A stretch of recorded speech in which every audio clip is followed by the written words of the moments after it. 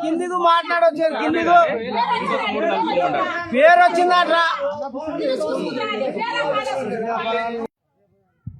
ఇంటికి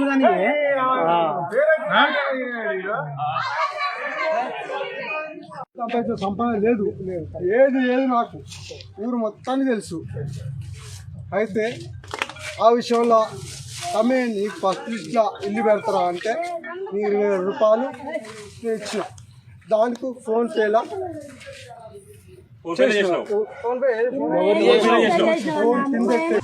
ఎంత అడిగిరమ్మా? 50,000 రూపాయలు అడిగిర్రు. ఇప్పుడు కూడా ఇప్పుడు పెట్టేటోళ్ళ కూడా అదే అడుగుతున్నట. ఇప్పుడు పెట్టేటోళ్ళ కూడా అదే అడుగుతున్నట.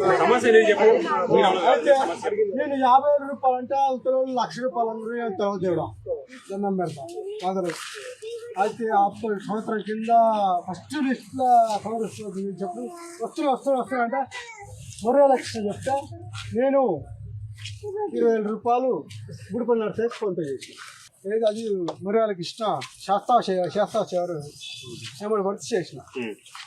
ఇప్పుడు నాకు లిస్టులో పేరు లేదు, నాకు గుండె జాగా లేదు, పొలం లేదు, ఫ్లాట్లు లేవు, వెనక మరి పంపించి అమ్మాయి పంపించిన సంపాదన లేదు.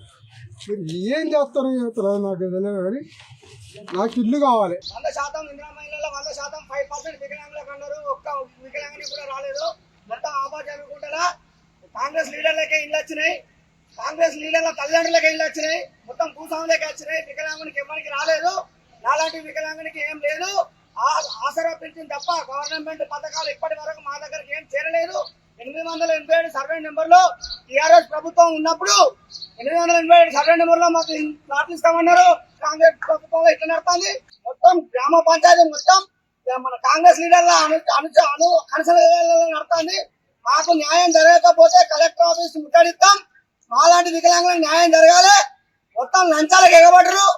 గ్రామ పంచాయతీ మొత్తం లంచాలకు బానిసలు అయిపోయారు. న్యాయం పేదవారికి న్యాయం అసలే జరుగుతలేదు. దీని మీద స్పందించమంటే ఒక్క లీడర్ కూడా ఎవరు స్పందిస్తలేడు. అలాంటి వాళ్ళకి న్యాయం జరగాలని నేను ఇలా గ్రామ పంచాయతీ ఎక్కి నిరసన చెప్తున్నా.